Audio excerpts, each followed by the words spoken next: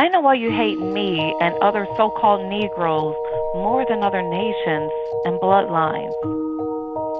I know that we failed many times, and many of us chose to follow you over him. We deserve to be destroyed, but his grace and mercy are on us. That's why there's always a remnant that continues to be obedient to him. It would be a lie to say that many Negroes aren't your children right now, and they're fighting against him, in which our ancestors made a covenant with.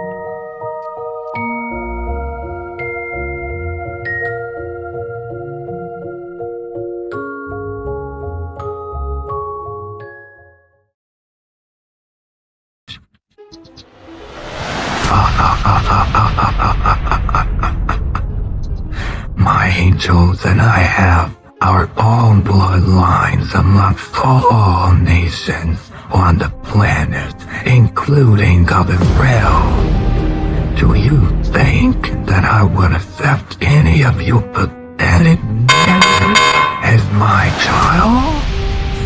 I use you niggers that hate him, knowingly and unknowingly, against him. I use your talent and influences to destroy the minds of many nations.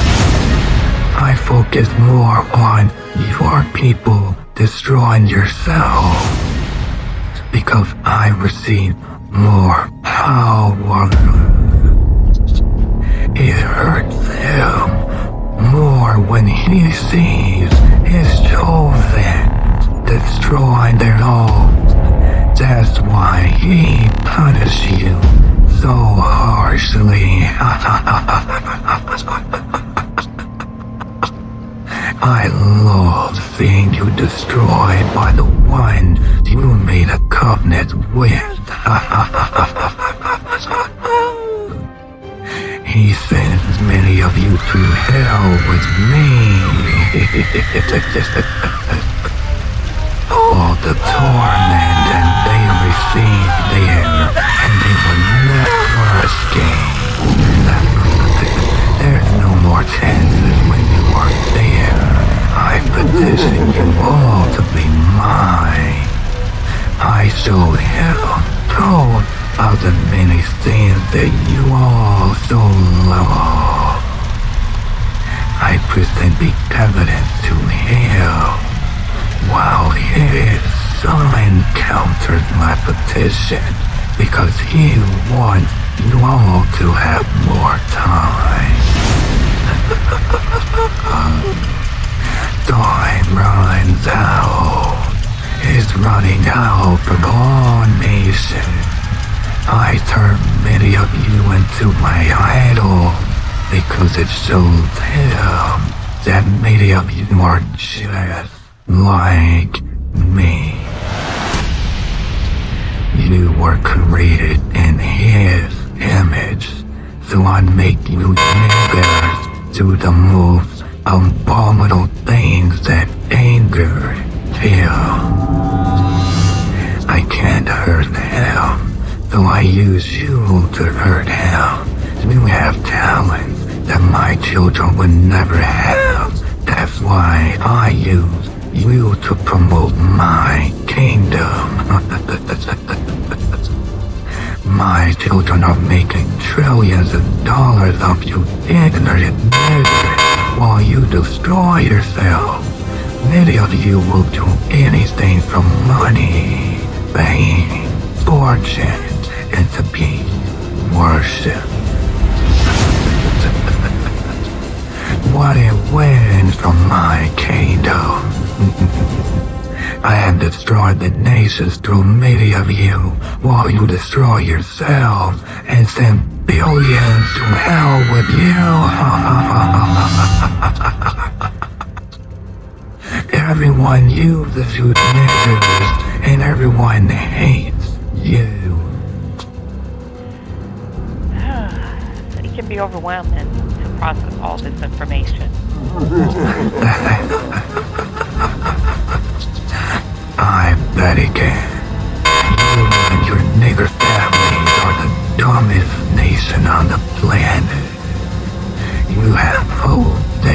people return to hell. Look around. I own their soul. They're mine. They are mine, and you better not try to take them from me. Oh, how I hate you. I will endure until the end and return home to him. Why are you afraid of me and my bloodline?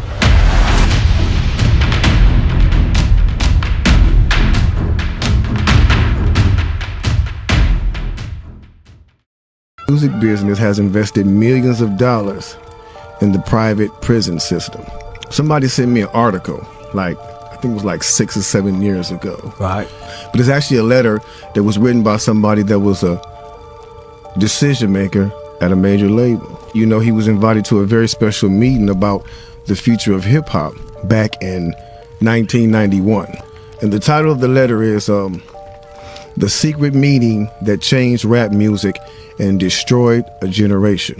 I have struggled for a long time weighing the pros and cons of making my story public, as I was reluctant to implicate the individuals who were present that day.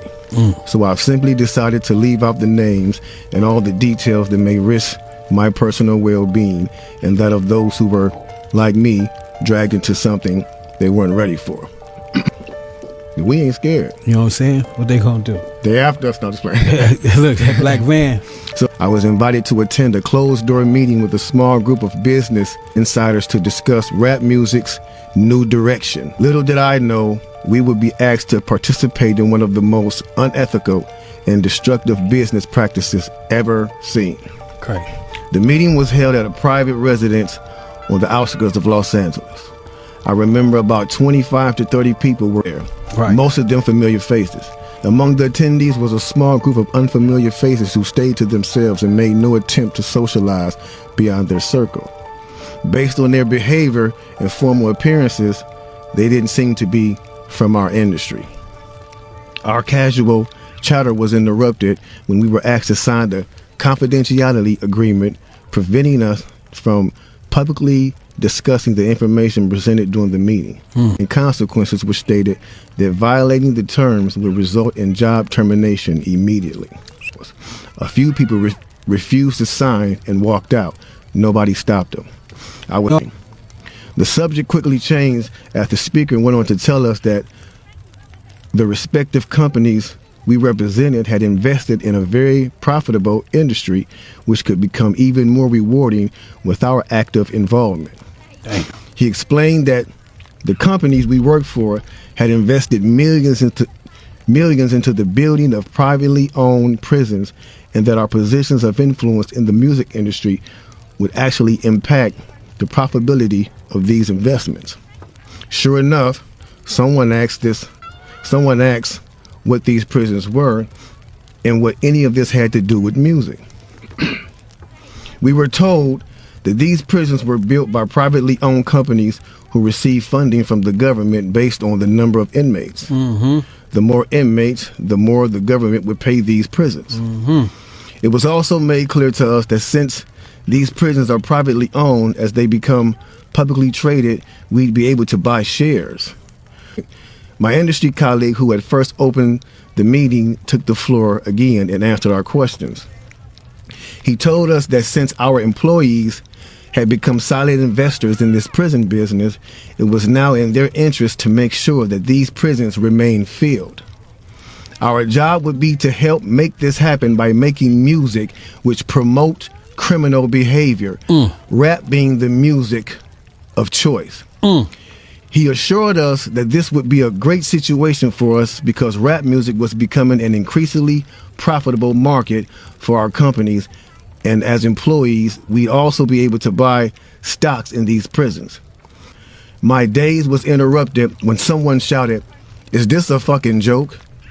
At this point, things became chaotic. Right. Two of the men who were part of the unfamiliar group grabbed the man who shouted and attempted to remove him from the house. A few of us, myself included, tried to intervene. One of them pulled out a gun and we all backed off. They separated us from crowd, and all four of us was escorted outside. My industry colleague, who opened up the meeting earlier, hurried out to meet us and reminded us that we had signed an agreement and would suffer the consequences of speaking out. I remember word for word the last thing he said. "It's out of my hands now. Just remember you signed an agreement." He then closed the door behind him. The men rushed us to our car and actually waited until we drove off the property. Damn. Yeah, anything that was harmless, fun rap, anything that had a message in it had to go.